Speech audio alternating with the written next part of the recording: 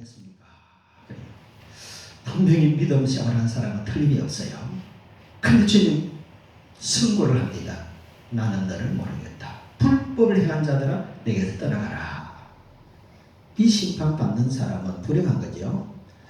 근데 이 우리가 육신을 가지고 세상에 사는 동안에 주님의 그 심판대에서 서서 주님이 심판하시는 원리에 따라서 그 시각을 가지고 우리를 볼 수 있는 그 이제 믿음의 자세를 가질 때에 자기의 모습이 보이고 믿음이 점검되어지는 줄로 믿습니다. 여기서는 돌이킬 수가 있어요. 기회가 있습니다. 주님 심판대 앞에 가서 그 판결을 내리는 그 순간에 이를 갈고 슬피우는 자리에 서는 거죠. 그래서 오늘 우리는 믿음 점검하는 시간이 중요한 줄로 믿습니다. 너희 자신을 시험하고 너희가 믿음이 있는가? 내가 믿음이 있는가? 정말 믿음이 있는가? 내 안에 믿음이 있는가? 너가 믿음 안에 있는가? 너희 자신을 시험하고 그러지. 이것은 바로 믿음 점검 진단해라. 진단. 코로나를 진단할 때 키트가 있어야 되죠. 점검하는 키트가 있어야 돼요. 병을 여러분들 진단하기 위해서는 종합검사도 하고 암 같은 건 조직검사도 하고 다양한 측면에서 검사해서 정확한 진단이 내려져야 그 병 원인을 알고 치료의 방법이 생기죠. 믿음에 대해서도 시험하라 그랬어요. 시험하라. 자신을 시험하라 그랬어요. 남 시험하는 게 아니에요. 내 자신이 믿음을 가진 것이 가장 중요하지 않습니까? 그 다음에 남을 시험하는 거지요. 근데 우리는 자신의 믿음 있고 남을 시험해야 된다고 선생되려고 하는 경우들이 많아요. 근데 오늘 말씀을 보니까 내 자신이라고 해서 생겨가지고 내 자신 너 자신을 시험하라. 너 자신을 우리는 자신의 믿음을 점검해야 될 줄로 믿습니다. 자, 1차 자가진단. 주관적이에요. 자기 스스로 생각할 때에 자기 스스로 주님 앞에서 내 자신을 정말 이제 깊이 생각하는 거죠. 깊이 생각하는 거예요. 그리고 모든 살아온 삶을 한번 뒤돌아보는 거예요. 그리고 자신의 양심을 따라서 판단해 보는 거예요. 양심을 따라서 나는 정말 믿음 선물을 받은 사람 맞는가? 지금 믿음으로 살고 있는가? 주님이 내 믿음을 인정하실까? 다른 사람은 어떻게 생각하실까? 다양한 측면에서 자기 스스로 일단은 진단을 해야 돼요. 진단을 했을 때 내 믿음 형편없구나 싶으면 무릎 꿇으면 되는 거죠. 기도하면 되는 거예요. 그걸 안 하기 때문에 믿음 우리가 제대로 세울 수 없는 그런 이제 모습으로 살아갈 수가 있습니다. 이 자가진단이 굉장히 중요합니다. 먼저 자가진단하는 거예요. 자신 스스로를 살펴보는 거예요. 다른 사람의 문제가 아니고 우리 자신이 더 중요하고 내가 바로 서야 되고 내가 바로 서야 나의 선한 영향을 가까운 사람에게 미칠 수가 있거든요. 그 다음에 두 번째는 타인의 진단이에요. 자기 스스로 하는 것은 여러분들 착각에 빠질 수도 있어요. 그 사각지역이 있어요. 우리가 모르는 측면들이 많아요. 이 육체의 어떤 모습도 우리 앞만 보고 살게 저래요. 다양하게 보기 위해서는 이제 총체적인 거울들이 필요해요. 앞에, 옆에 이렇게 다 보면 뒤에도 보이고 위에 보면 위에 보이고 밑으로 다 보여요. 겉으로만 보여요. 속도 봐야 돼요. 속도 봐야 돼요. 근데 이제 타인의 진단은 속까지는 볼 수 없지만은 겉에 나타난 모든 것들은 다른 사람에게 투영이 되어 있어요. 보여지고 있거든요. 그래서 그걸 통해서 우리 자신을 볼 수 있어요. 부모님은 자식을 통해서 자기를 볼 수 있어요. 왜냐하면 닮아서 태어나거든요. 그러면 자식은 부모님을 통해서 자기를 알 수 있어요. 왜? 부모님을 닮았으니까. 아버지의 저 모습은 내도 가지고 있구나. 자식의 저 모습은 나도 가지고 있구나. 믿음도 역시 여러분들 개성되거든요. 그 믿음 오랫동안 같이 생활하면 그게 닮아져요. 교회도 성도들이 그걸 담죠. 그래 그 믿음을 우리가 확인하는 방법에서 타인이 중요합니다. 다른 사람들이 나의 믿음을 어떻게 보시고 어떻게 투영하고 있는가? 고린도전서 10장에 보면은 여러분들 이스라엘 백성들이 광야 생활하고 신앙인들이 생활한 그 모든 모습들을 교훈이라 그랬고 거울이라 그랬고 본이라고 했어요. 10장에 보면은 말세를 당한 우리에게 본보기로 거울로 교훈으로 그려놨어요. 성경 기록에서 우리 전하니까 그들의 삶을 보면은 우리도 그들과 비슷한 모습들이 있어요. 광야의 신앙생활을 했던 이스라엘 백성의 모습들을 가지고 있거든요. 그걸 통해서 우리의 실제적인 모습을 볼 수 있어야 돼요. 잠언 27장 19절에서 17절 19절에 보면은 쭉 나오는데, 이제 거기에 가서 어떤 말이냐면, 물에 비치면은 이제 서로 얼굴이 비치듯이 사람도 서로 비친다 그런 말씀이에요. 근데 사람의 모습이 서로 간에 비춰지는 거예요. 아담의 후손은 거의 대동소이한 죄악성을 가지고 있고 부족성, 연약성, 그리고 여러 가지 우리의 안 좋은 모습들을 가지고 있거든요.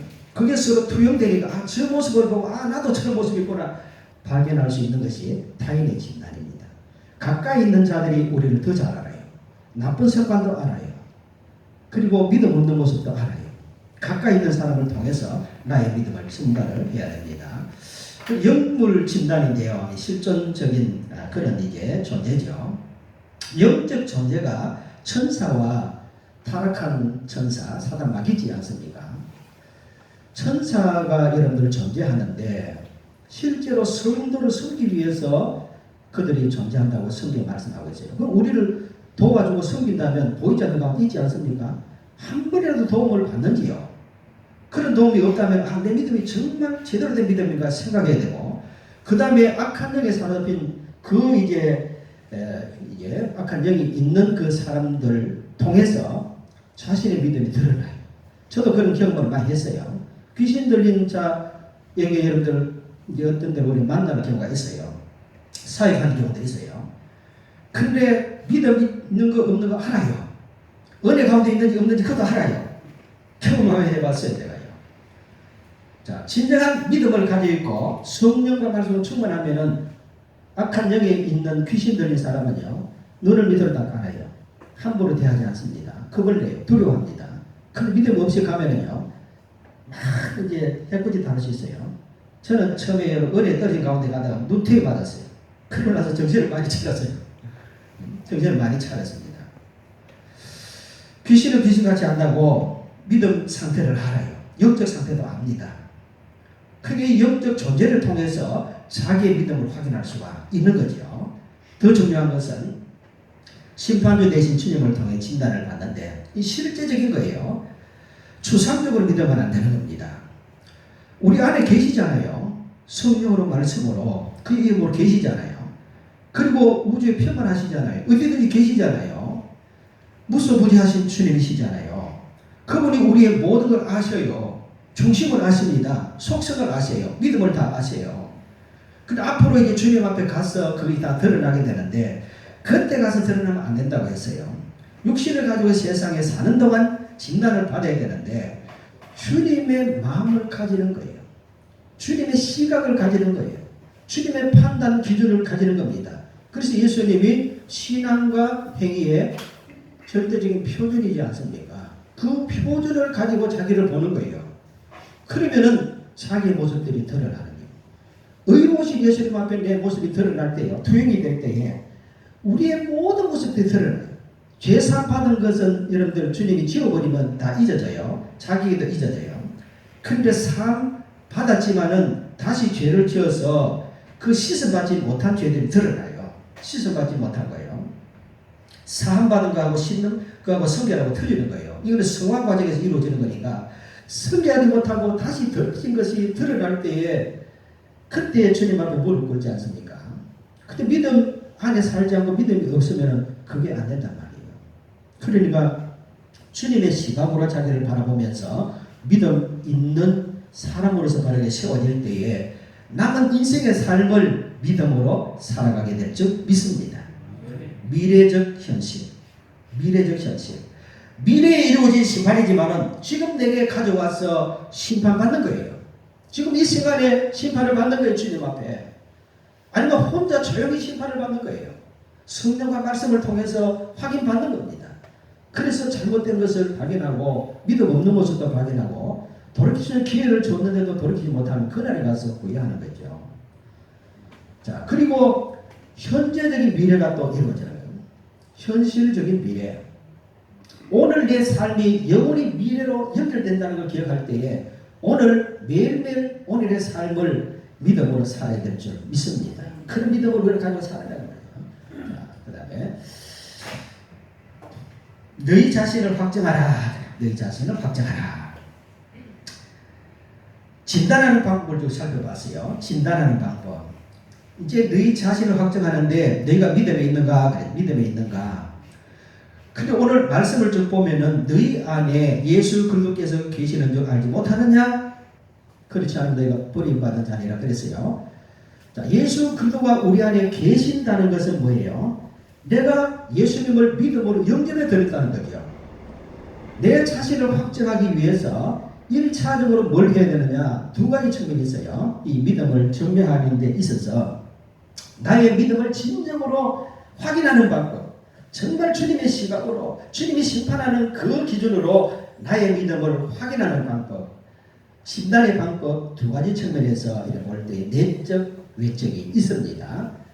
자, 양면성적이죠. 자, 내적 면을 먼저 살펴봅니다. 내적. 이 내적 면은 여러분들 내 마음속에 믿음을 받아들이는 거죠. 그 믿음은 믿음의 주요 온전케 하시는 예수님을 받아들입니다. 믿음의 내용이고 믿음의 본질이고 믿음 자체이신 그 예수님을 내 마음속에 영접해 드리는 거죠. 내면적 영접해 드리는 겁니다. 믿음을 선물로 받은 자예요. 진정으로 예수님을 내 마음속에 그리스도로 받아들였다. 하나님이 주신 이 믿음의 선물을 받았다. 최고의 복인 줄로 믿습니다. 이 축복 속에 우리는 살아가고 있지 않습니까? 이 믿음 정말 가지고 있는가? 예, 가지고 있습니다. 당당하게 말하죠. 우리 당당하게 말해요. 정말 예수님 내 마음속에 영접되어서 주님이 살아계시는가? 살아계시는가? 그 물음을 확실하게 하셔야 돼요. 구주로 모셨습니까? 예, 구주로 모셨어요. 그리스도로 모셨습니다. 거기까지 또 잘 대답을 할 수 있어요. 자, 그러면 주인의 자리로 모셨습니까? 예수님이 내 안에 구주로 계시고 그 다음에 주인으로 계시느냐? 나는 주님의 것으로 소유된 자로 그 위치에 있느냐?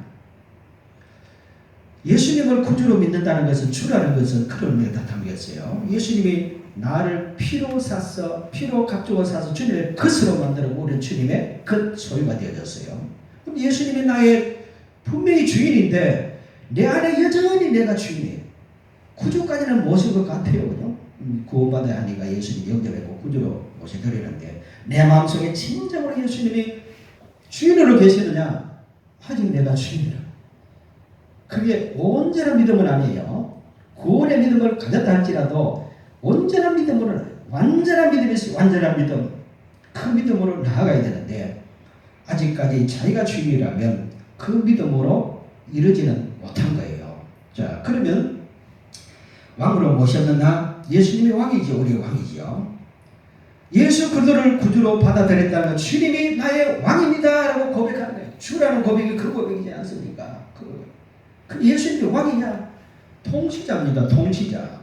나를 다스리고 나를 주관하시고 나를 온전히 통치하시는 주님이시냐? 아니면 내가 아직 머리냐? 예수님이 머리냐? 내가 머리냐? 그걸 묻고 있는 거죠.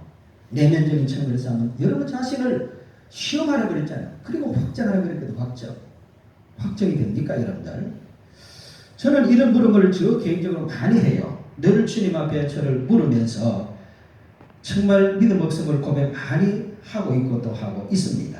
그런 가운데 믿음을 조금씩 성장하도록 역사하시죠. 하시는데 이렇게 확인 안 되면 자기 믿음이 있다고 생각하거든요. 그럼 그 속에 갇혀서 더 이상 지들이 없어집니다. 정말 왕으로 모시느냐? 통치하고 사느냐? 자, 그러면 예수님이 하나님이냐? 예수님이 하나님이냐? 모든 하늘과 땅의 권세를 예수님이 주셨고 심판주로서 오시게 되는데 주님이 삼일체 하나님이시고 창조주 하나님이시죠. 그 하나님을 믿느냐? 피조물이 되어야 되는 거예요. 피조물. 그런 위치에서 자기 자신을 살펴보는 믿음이 필요하다. 하나님이 선물해 주신 믿음은 이게 다 담겨졌어요. 단순히 하나만 예수 믿어 죄사함 받고 구원받아 천받는 그것만 있는 게 아니고 출발이에요. 출발. 구원의 세계, 은혜의 세계 출발이지 않습니까? 이 하나님으로 받아들여서 진정으로 하나님이 내 안에 계시는 그 믿음을 선물로 주신 줄로 믿습니다. 내면적입니다. 자, 그 다음 외면적으로 한번 봅니다.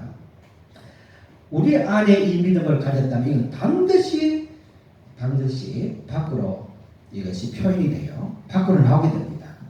안에 있는 믿음이 안에만 갇혀있고 밖으로 아무것도 나오지 않는, 표현이 안 된다, 나타나지 않는다. 그 믿음은 죽은 믿음이에요. 해감이 없는 믿음은 죽은 믿음이에요.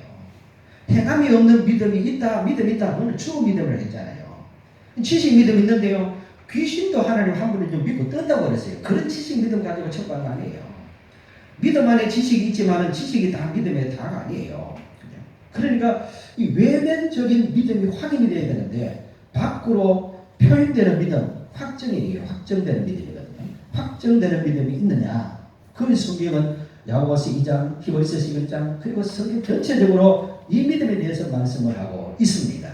이건 다른 의미에서는 성화의 과정이라고 말할 수 있죠. 믿음이 성장해가는 과정이라고 말할 수 있습니다. 그리고 이 믿음은 여러분들 다양한 측면에서 우리가 볼 수 있어요. 이 믿음은. 그래서 앞에 내면적인 믿음은 여러분들 유무 상태, 믿음이 있느냐 없느냐 상태, 진위 상태, 참이냐 거짓이냐 그 물음이 포함되어 있어요. 그리고 외면적인 믿음은 차원이 또 틀려요. 이것은 불량적인 의미예요. 그 다음에 이것은 성장적인 의미예요. 그래서 이 성장적인 의미에서 불량적인 의미에서 확인이 되어야 된다. 그런 말씀이죠. 이 확정되어지는 믿음을 가져야 되는데 이 믿음 우리는 확인해야 될 줄로 믿습니다. 어디로 나오느냐? 인격 속에서 해서 사고를 통해서 언어를 통해 나와요. 언어를 들어보면은 그 사람의 믿음을, 사상을 확인할 수 있죠. 언어를 통해서. 그 다음에 표정이 나와요. 표정. 각가지 표정이 나와요. 기분 나쁠 때 기분 나쁜 표정, 마음에 안 들 때는 마음에 안 좋은 표정, 굉장히 화목하고 좋을 때는 화목하고 좋은 표정, 감사해도 감사 표정이 나오는데 안에 있는 모든 인격의 그 모습들이 밖으로 표현되는 것이 표정으로 나오죠. 표정으로. 그 다음에 작품으로 나와요. 작품. 글을 쓰든지 뭘 만들든지 그게 작품 속에 그게 담겨져요. 그 다음에 행동으로 나오죠. 행동. 그 다음에 삶을 통해서 나옵니다. 그걸 이제 총체적으로 살펴보는데요. 자, 예수님 안에 내가 있는가? 그게 이제 확인돼야 돼요. 믿음 안에 있는가? 다른 의미에서는 예수님 안에 내가 있는가? 내면적인 측면에서 살펴본 것은 예수님이 내 안에 계시는가? 그 말이에요. 내 안에 믿음이 있는가? 예수님이 내 안에 계시는가? 성령님이 있는가? 말씀이 있는가? 그걸 물었어요. 외면적인 측면에서는 내가, 믿음을 소유한 내가 예수 그리스도 안에 있는가? 말씀 안에 있는가? 성령 안에 있는가? 그걸 좀 묻는 거죠. 예수 안에 있는가? 그 다음에 성령 안에 있는가? 예수님은 성령과 말씀으로 역사하세요. 우리 안에 계시고, 그리고 성령 강림 이후에는 성령님 주도적인 사역으로 모든 사역들을 이루어 가시죠. 삼일자매는 동일하게 하시지만은 주도적인 사역으로 성령 안에서 내가 살고 있는가? 항상 성령 안으로 덮어졌는가? 은혜 가운데 거하는가? 은혜 가운데 거하는가? 이것은 말씀 안에 있는가? 하나님의 말씀이 은혜고 성령이 은혜지 않습니까? 그럼 은혜 생활을 한다는 것이 뭐냐? 딱 잠겨가지고 뿅 가는 것처럼 그것도 한 면이 있어요. 다가 아니에요. 저도 은혜 체험을 깊이 해봤어요. 그럼 진정한 은혜 체험이 뭐냐? 성령으로 잠겨지는 것이고 말씀으로 충만한 것이 은혜예요. 그러면 말씀 안에 내가 살고 말씀 밖에 넘어가지 않고 거기에 산다면은 외면적으로 이 확정을 가지고 있는 거죠. 확정. 말씀 안에 살고 있어요. 정말 말씀 그 안에서 살고 있느냐, 말씀 밖에서 사느냐 안에 사느냐 굉장히 차이가 있어요. 예수 그리스도 안에서 사느냐, 성령 안에서 사느냐, 아니면 밖에서 사느냐, 말씀 안에서 사느냐 밖에서 사느냐. 한순간은 할 수 있어요. 계속 그렇게 사느냐, 어떤 상황에서 사느냐 늘 점검해 가야 되는 겁니다. 그리고 범사에 인정하느냐. 범사임을 인정하라. 잠언 3장 6절에 있죠. 코람데오의 신앙입니다. 어디서든지 계시는 주님을 만나는 신앙, 주님을 인정하고 사는 신앙, 그 앞에서 살아가는 신앙, 그게 확정의 신앙이에요. 확정의 신앙이 안 되면은 범사임을 인정하지 않아요. 하나님이 없는 것처럼 살아요. 불신자 비슷하게 사는 거예요. 그건 증거가 없는 삶이에요. 속에는 받아들였을지 몰라도 밖으로 증거되는 믿음을 아직 세우지를 못한 거죠. 믿음이 성장해야 되는 겁니다. 범사임을 인정해야 돼요. 코람데오의 신앙입니다. 통치에 순응하느냐. 주님이 우주 만물을 다스리세요. 하나님의 나라를 세우셨고 그 나라 백성으로 삽니다. 그 나라의 통치자가 예수님이에요. 이 땅에서도 마찬가지, 하나님의 나라에서 마찬가지. 내 안에 통치자고 우리의 공동체 안에 통치자고 그리고 영원한 하나님의 나라의 통치자이신데 주님의 통치에 내가 얼마나 순종하느냐, 얼마나 순종하며 사느냐. 훈련이 되지 않으면 안 됩니다. 철저한 훈련을 통해서만이 이루어지는 거예요. 그래서 이것을 확인하면서 정말 내가 믿음 안에 있는가, 너 자신을 시험하고 너 자신을 확정하라. 확정을 가지고 살아가는 우리의 삶이 되어야 할 줄 믿습니다. 여러분들 믿음이 있습니까? 묻고 있어요. 너희는 믿음이 너 안에 있는가? 내가 믿음 안에 있는가? 다시 너 안에 내가 있는가? 예수님이 계시는가? 너가 내 안에 있는가? 예수 그리스도 안에 네가 있는가? 그걸 지금 묻고 있어요. 예수 그리스도께서 너 안에 계신 줄 알지 못하느냐? 그렇지 않으면 너는 버리운 자니라. 처음부터 믿음 안 가졌다는 거지요. 처음부터 믿음을 가졌다면 그 믿음이 성장할 수밖에 없어요. 주님이 주신 믿음은 큰 역사를 이루어가는 우리의 남은 생이 되어지기를 주의 이름으로 축원합니다. 아멘. 함께 십자가에 못 박혔나니 그런 적이 이제 내가 산 것 아니요 오직 내 안에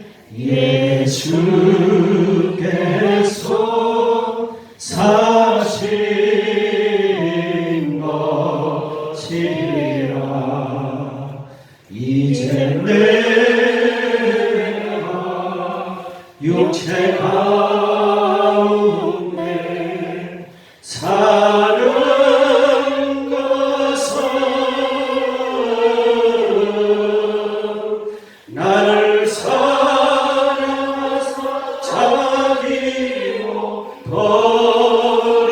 버리신 예수 위에 산 것이라.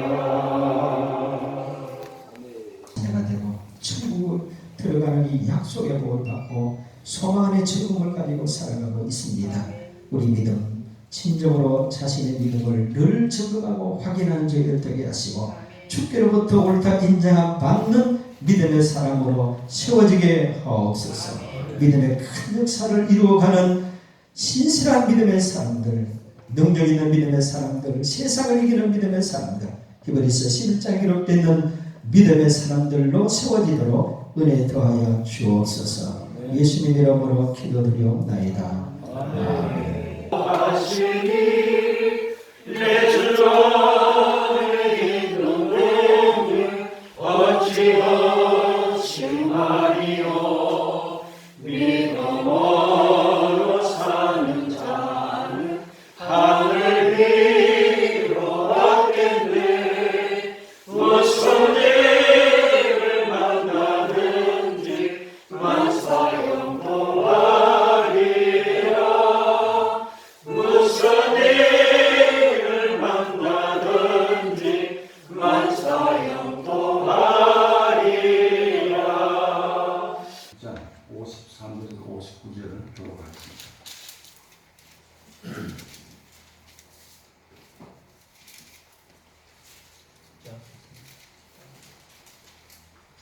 요한복음 6장 53절에서 59절 들어봅니다. 예수께서 이르시되 내가 진실로 진실로 너희에게 이르노니 인자의 살을 먹지 아니하고 인자의 피를 마시지 않으면 너희 속에 영생이 없느니라.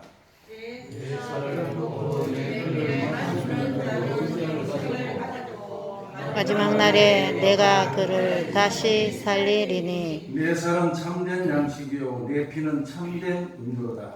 내 살을 먹고 내 피를 마시는 자는 내 안에 거하고 나의 그의 안에 거하나니 살아계신 아버지께서 나를 보내심에 내가 아버지로 말미암아 산 것 같이 나를 먹는 그 사람도 나로 말미암아 살리라. 이것은 하늘에서 내려온 떡이니 조상들이 먹고도 죽은 그것과 같이 아니하여 이 떡을 먹는 자는 영원히 살리라. 다 같이 이 말씀은 예수께서 가버나움 회당에서 가르치실 때에 하였느니라. 아멘. 어린 양이 주님을 따르네. 이는 날 위하여 십자가를 위해서 못 박히사 깨뜨리신 주님의 몸일세. 6절 우리 그때까지 십자가를 지고 주의 자비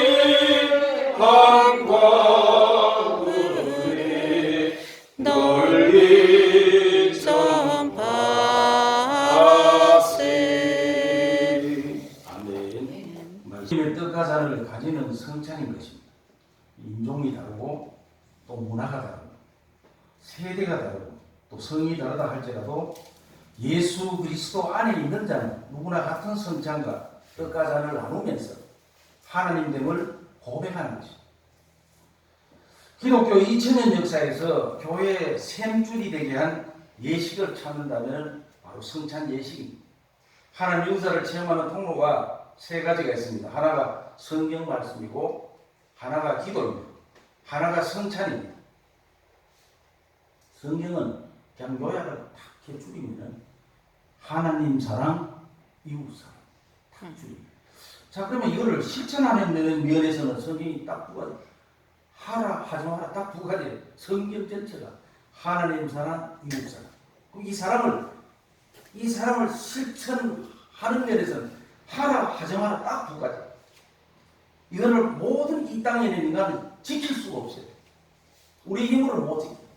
그러니 하나님 우리 양심을 줬고 이성을 줬기 때문에 사람들은 나름대로 몸부림을 쳐요. 어떻게 하면 진리대로 살까? 그 몸부림치고 나름대로 고뇌하고 이런 사람들이 어느 시점에 가서 그런 이론들을 못하고 종교를 만들고 뭔가는 좀 잘 되고 고민하다 보니까, 그러나 그 사람들이 우리 보통 사람보다는 삶에 대해서 깊이 생각을 했기 때문에 많은 깨달음을 얻어서 우리가 배울 게 많아요. 많은데 거기에는 뭐냐면 경건의 모습이 있어. 경건의 능력이 없어. 영혼을 구원할 수 있는 생명력이 없다. 기독교와 그건 완전히 다르다. 그 속에 들어가 보면 그럴듯 보암직도 하고 먹음직도 하기 때문에 그 속에 빠지면 불교에 빠지거나 유교에 빠지거나 이슬람에 빠지면 헤어나지를 못해. 이단에 빠져도 마찬가지야. 보통 사람보다 그 사람들이 많이 연구를 하고 깨달았기 때문에. 예수님이, 그런데 우리가 지킬 수 있는 게 뭐냐? 구원받은 사람은 말씀을 붙들고 기도할 때 사도 바울이 가장 주장하는 이유는 주 안에서, 성령 안에서, 성경 안에서, 주 안에, 주 안에. 그게 뭐냐? 말씀 안에. 말씀 안에서, 말씀을 벗어난 기도는 전부 중범기야. 육의 기도. 육의 소용을 위해서 기도한 것이지 성령 안의 기도가 아니라. 그래서 말씀을 붙들고 기도할 때 하라는 것을 할 수가 있어요. 아멘. 하지 말라는 것을 안 할 수가 있어요. 사람은 묘해요. 하지 말라고 하면 더 찾아. 커피를 많이 먹으면 안 된다면 더 먹어요. 술을 먹지 말면 술을 더 찾아. 사람 심리가 사탄이라는 것이 있기 때문에 멸망길로 가도록 만든다. 그런데 이건 성령의 도움으로만 우리가 할 수 있고 하지 않을 수가 있단 말이에요. 그게 기독교 신자의 특징이에요. 권능이에요. 예수 믿는 사람. 예수님은 하나님이신, 하나님이신 그 예수님이 육체를 가지고 이 땅에 가신 분이 예수님이라는 거예요. 그 예수님이 성찬에 대해서 나를 기념하라라고 말했어요. 창조하실 때 예수님이 계셨어요. 그 창조하신 말씀이 온 우주를 다 만들었다. 또 이 땅에 오셔가지고 죄를 이기시고 승리하셨단 말이에요. 그분이 우리에게 부탁하신 건 뭐냐? 성찬을 피를 먹고 몸과 피를 먹고 기념하라. 기념이 뭐냐? 우리 그냥 얼핏 들으면 뭐 기념인갑다 생각합니다. 예수님은 말씀으로 병자를 고치고 말씀으로 창조하고 말씀으로 모든 걸 다 하겠다. 그분이 기념하라고 그랬으면 분명히 그의 뜻이 있다. 살아계신 창조하신 하나님을 기념하고 그 기념을 통해서 살아계신 하나님과 인격적인 깊은 교제를 가지는 거예요. 능력 있는 삶을 살아가는 그런 말씀이에요. 이 성찬이라는 것은. 그냥 때가 되면 그냥 만나가지고 이렇게 노예 때 성찬. 이걸 의미하는 것이 아니에요. 성찬은 날마다 있어요. 날마다. 순간마다 있어요. 근데 의식이 성찬이 아니고 말씀이 내게 이루어진 것이 성찬이라고. 그런 의미에서 한번 또 생각해보고, 첫째, 예수님이 초대하신 식당이다. 하루 일과중에 가장 즐거운 시간이, 뭐니 해도 육체를 가진 사람은 먹는 즐거움이 대단한, 먹는 즐거움은 노인들 보면 사는 맛이 없다. 가족들이 한 자리에 오손도손 모여서 식사할 때, 요즘에는 뭐 가족들이 식사할 시간이 없어요. 출퇴근 시간 다르고 직업이 다르고 못 만난다. 특별히 다른 집에 초대를 받아가면 또 흥분하잖아. 그 집에 어떤 특별한 음식을 먹는 그런 감동이 있잖아. 성찬은 창조주 하나님 예수님께서 준비하시고 성도들을 초대한 거룩한 식당이다. 우리 먹는 게 아니고 생명을 살리는 식당이다. 일반 음식이 아닙니다. 예수님의 몸과 피를 기념하는 음식, 능력 있는 음식이다. 거룩한 식탁이므로 성찬에 초대받은 자는 한 가지 조건을 반드시 가져야 돼. 뭘 해야 되느냐? 죄를 얘기해. 지난날의 나의 잘못, 허물, 분노 등 내 마음속에 이루어졌던 여러 가지 사탄의 역사를 해결할 수 있는 이 시간이 될 때 성찬은 사죄의 은총이 있는 것입니다. 두 번째, 성찬은 생명을 얻게 하는 식탁. 본문 53절 55절의 말씀을 보면은 예수께서 이르시되 내가 진실로 너에게 이르노니 인자의 살을 먹지 아니하고 인자의 피를 마시지 아니하면 너희 속에 생명이 없느니라. 내 살을 먹고 내 피를 마시는 자는 영생을 가졌고 마지막 날에 내가 그를 다시 살리니 내 살은 참된 양식이요 내 피는 참된 음료로다. 아멘. 자, 성찬의 음식은 먹고 마심을 통해 나라는 인간은 죽고 육의 소욕은 다 죽고 내 속에 있는 예수 그리스도의 생명이 살도록 해야 됩니다. 성찬의 뜻과자는 가질 때마다 이제부터는 예수 그리스도 생명으로 새 마음과 새 출발과 새 삶을 시작해야 되겠다는 결단을 가지시길 바랍니다. 세 번째, 성찬은 사랑의 교제가 이루어지는 식탁입니다. 식사 시간에 가족 간에 친구 간에 우리 성도 간에 기쁨도 나누며 소망도 공유하며 교제를 합니다. 우리 예배 후에 예배는 어떤 사람들 예배 전에 찬송하면 그 예배가 아니고 지금부터 예배